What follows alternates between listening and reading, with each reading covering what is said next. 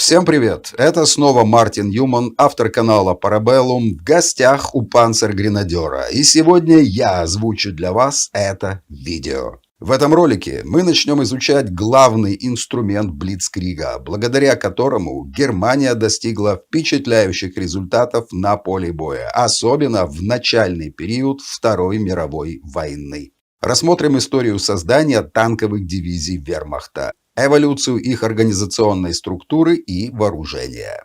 Если взглянуть на итоги французской и первой половины русской кампании, в общем, не углубляясь в детали, может показаться странным, как Германия сумела сокрушить бронетанковые части противников, при том, что сама уступала по численности танков и по техническим параметрам. Так, во Франции для Панцерваффе практически неуязвимыми противниками были британские Матильды, французские Сомуа и Б-1 БИС. А в СССР танки Т-34 и КВ.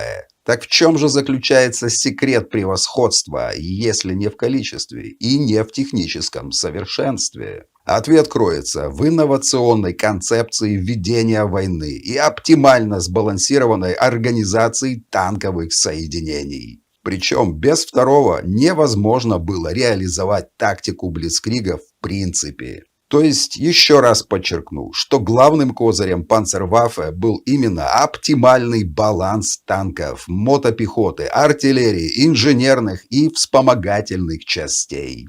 В армиях других стран это соотношение было далеко до золотой середины, и чаще всего имелся перекос в сторону танков. В свою очередь, танковая дивизия Вермахта была автономным, самодостаточным комплексным соединением, способным самостоятельно решать задачи разного характера. Ее отдельные компоненты идеально дополняли друг друга и помогали компенсировать недостатки разных родов войск.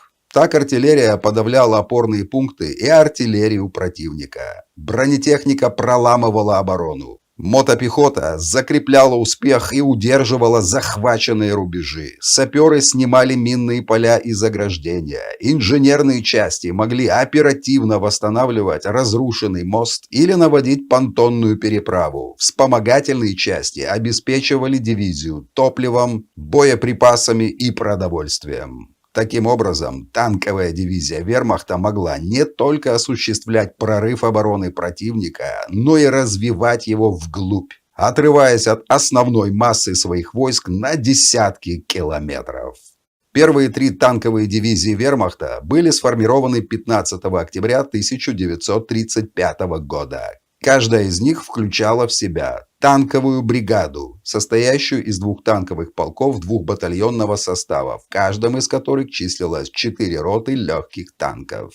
Моторизованную пехотную бригаду, состоящую из стрелкового полка двухбатальонного состава, в каждом из которых числилась 1 рота мотоциклистов, 2 стрелковые роты, 1 рота тяжелых пулеметов и смешанная рота, и мотоциклетного батальона, состоящего из 3 мотоциклетных рот и 1 смешанной. Противотанковый дивизион из 3 рот. Танково-разведывательный батальон, состоящий из 2 рот бронеавтомобилей, 1 мотоциклетной роты и 1 смешанной. Артиллерийский полк двухдивизионного состава, в каждом из которых числилось по 3 батареи легких полевых гаубиц. Батальон связи, состоящий из 1 роты телефонистов и 1 роты радиосвязи. Это была первая попытка обобщить теорию и практические знания, полученные на учебных маневрах, которых, однако, было недостаточно для построения оптимального баланса. В танковой дивизии образца 1935 года числилось около 450 танков «Панцер-1» и «Панцер-2». К началу польской кампании число танков в дивизии уменьшилось до 300 машин. Однако соединение по-прежнему было перегружено танками и испытывало нехватку мотопехоты. Друзья, подписывайтесь на канал Панцергренадера и не забывайте мой военно-исторический канал Parabellum. Там тоже есть много чего интересного и эксклюзивные материалы. Ссылки вы можете найти в описании под видео и закрепленных комментариях. В ноябре 1938 года было сформировано еще 2 танковые дивизии, 4-я и 5-я. При этом последняя имела в своем составе 2 стрелковых полка вместо одного, как у предыдущих 4 танковых дивизий. Такое соотношение мотопехоты и танков было уже ближе к золотой середине, однако немцы усвоили это только после французской кампании 1940 года. Перед самым нападением на Польшу была сформирована 10-я танковая дивизия, которая имела в своем составе только 1 танковый полк вместо 2.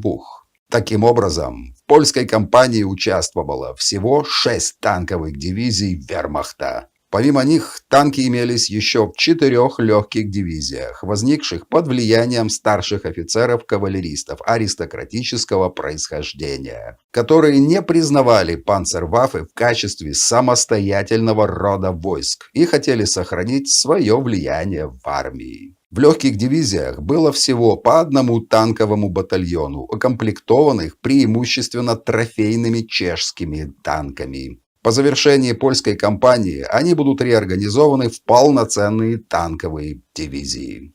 На начало Второй мировой войны танковый полк вермахта состоял из 2 танковых батальонов, в каждом из которых числился взвод связи, легкий танковый взвод и 3 легких танковых роты. Последняя формировалась по типу А, что подразумевало наличие дефицитных на то время средних танков «Панцер-3» и «Панцер-4». В батальоне также имелась моторизованная легкая танковая колонна, в некоторых случаях резервное танковое отделение, из которого потрепанные в бою роты могли пополнять свою материальную часть. Такую организацию имели танковые полки всех танковых дивизий вермахта, кроме 1-й элитной. В 1-й танковой дивизии все штабные подразделения были сведены в штабную роту, а вместо легкой танковой роты типа А была средняя танковая рота с 14 танками «Панцер-4». Каждый танковый полк, разумеется, имел штаб, взвод связи, легкий танковый взвод и отделение посыльных на мотоциклах. К полку также была прикреплена моторизованная танковая ремонтная рота. 2 танковых полка образовывали танковую бригаду со своим собственным штабом. В другой бригаде танковой дивизии, которая называлась пехотной, был 1 стрелковый полк и мотоциклетный батальон. Стрелковый полк включал в себя 2 идентичных моторизованных пехотных батальона, в каждом из которых имелось штаб, 2 моторизованные стрелковые роты, вооруженные каждая 9 легкими пулеметами, 2 станковыми пулеметами и 3 легкими минометами. Мотоциклетная рота, вооруженная аналогичным образом только на мотоциклах. Моторизованная пулеметная рота, вооруженная 8 станковыми пулеметами и 6 средними минометами.